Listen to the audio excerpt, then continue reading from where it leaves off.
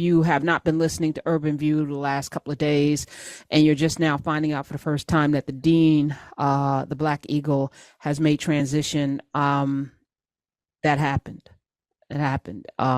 We announced it yesterday on the air after his family released a statement, which was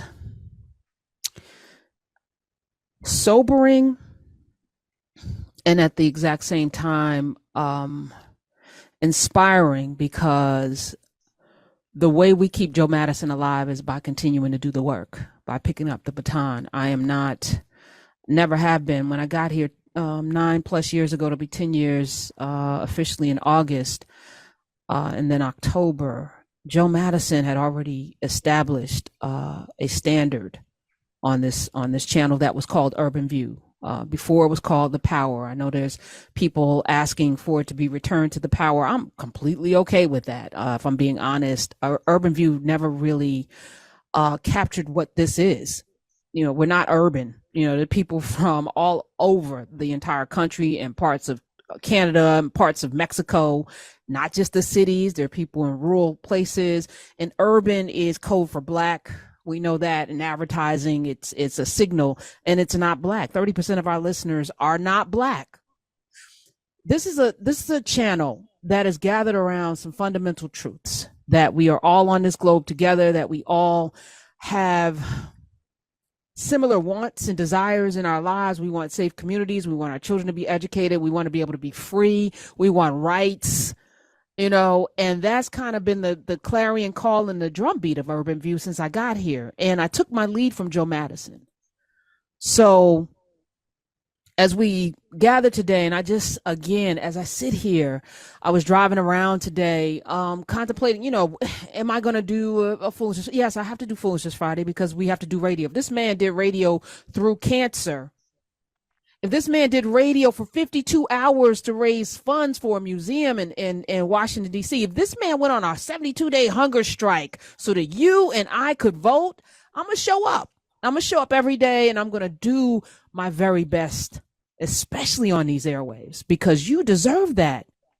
And that's the standard set by Joe Madison. So we're going to do that. And as I was driving around listening, first, Laurie Daniel Favors, oh, my God. But it started last night. I got a call from Laura Coates, who sat in that seat that Laurie Daniel Favors is currently in, 10 a.m. Eastern on Urban View.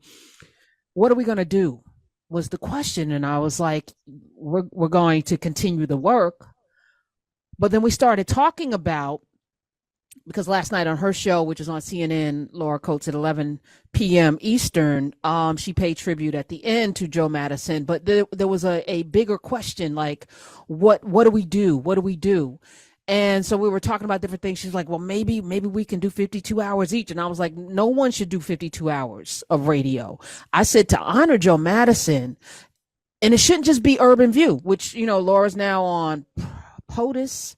But I know John Fugelsang posted something, Dino Badala. I mean, everybody's been impacted by Joe Madison, not just on SiriusXM. So everybody should participate. So that was my my contribution, that we're all going to do something. And maybe the 52 hours, because Joe Madison raised $250,000 during his Guinness Book of World Record not even a performance. I mean, that thing, I was there when he, you know, I tapped in, I came in for like an hour to be with him, but I was like, 52 hours, who can do that? Who does 52 hours straight? And he only could take bathroom breaks during the damn commercials. Nonstop, 52 hours to raise money so that we can have a museum in Washington, D.C. Hunger strike. Because it's outrageous that we don't have voting rights. Everyone should have voting rights in this country, the freest country, the best country in the world. We're okay with not everyone having the right to vote, or that places in this country where people are gerrymandered out of power. We're okay with that. So Joe Madison put his body on the line, literally, to fight for the things that we need. So I'm going to show up, and you're going to show up, because that's what that legacy looks like. And that's how we keep Joe Madison alive. So we're here today on Friday. I was listening to Laurie Daniel Favors. Oh my God. It was so, I was just sitting in the car, like, And let me just be transparent. For the last several weeks, of course, we have been playing best ofs, Joe Madison, and he's got um, lots of years, 20 plus years of best of material to play. And I know a lot of people were concerned, a lot of people were reaching out. We knew when the diagnosis came in that it was going to be a very difficult journey for him. And all we could do was provide, listen, I lost my dad to the same disease, and those last months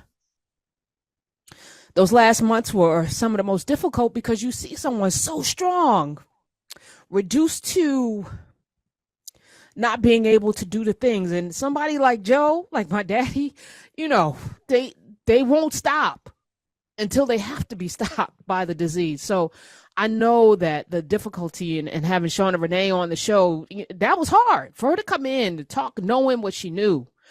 So, for the audience, and I appreciate this audience. It feels so much like family. I can't even express to you how much it feels like family to be here every day and know that y'all gave grace. Y'all gave grace, and you sat and you were like, okay, y'all prayed, and now we're here. And so I want to thank the family that we've created. A lot of us are born into families and we don't have choices there. But the families that you choose to be a part of, the families that you develop, those are the ones that define you. Those are the ones that determine, whether you're going to have support, whether you're going to have the kind of life that you want to have. You get to choose the people that you want in your life. So we've chosen this. And then I tuned into Clay. I just was driving around today, tuned into Clay, and Vice President Kamala Harris called to pay tribute to Joe Madison on Clay's show. And I was like, wow, she took time on her way to South Carolina, where they're having a primary, fighting for your rights to exist, because that's really what's on the ballot. It's not Biden and Trump. There's something so much more on the ballot, which is why we fight so hard. And I came into this year saying I wasn't going to go so hard in the paint because people should have their minds made up. But Joe was going hard in the paint.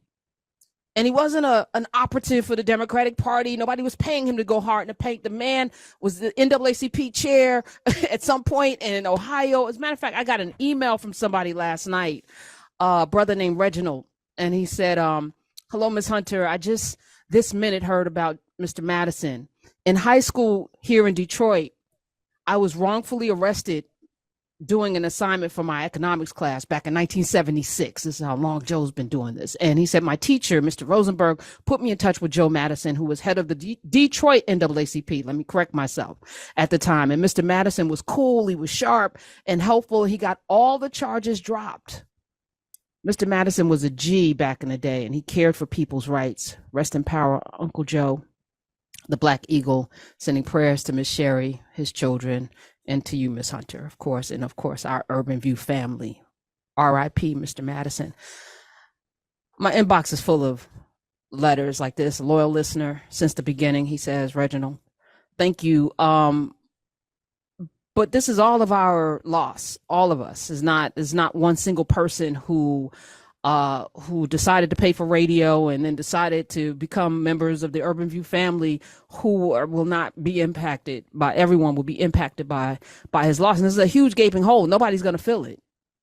It's not for me to fill. I came into Urban View saying I was going to find a space that I would fit in. I was going to get in where I fit in. I was not here to take over anybody's space. I listened before I came in, and I was like, well, what's needed? And I'll fill in whatever's needed. But truthfully, a lot of it was already being taken care of. So I didn't have to do heavy history. Joe Madison was doing that every morning. You were getting your Black history. You were getting the interviews. Everybody came on his show. A lot of people won't come on my show. Everybody came on Joe's show, because he was the place to go if you want to be asked those questions. And then if y'all called up with nonsense, you were going to get cussed out. You were going to get cussed out. I'm not going to cuss you out. It may feel like that. That is not my ministry, but his ministry was effective. And that cuss jar, I was like, who's going to inherit that? It won't be me.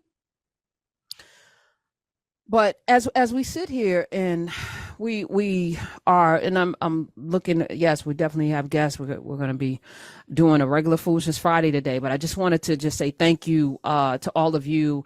But we will carry on because we will carry on, and all of us are now responsible to do something. What are you going to do about it? You have to answer that question, and then you have to do something.